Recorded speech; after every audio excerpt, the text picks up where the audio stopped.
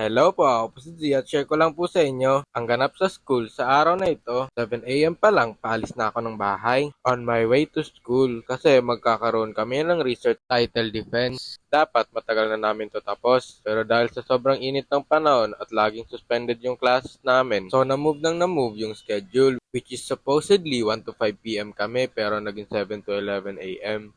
Ilang araw nag-suspend so ilang araw din na-delay yung title defense. After namin mag-review saglit at mag-check ng aming PowerPoint presentation, pumunta na kami sa room kung saan magde-defend. After ng introduction, nag-start na kami.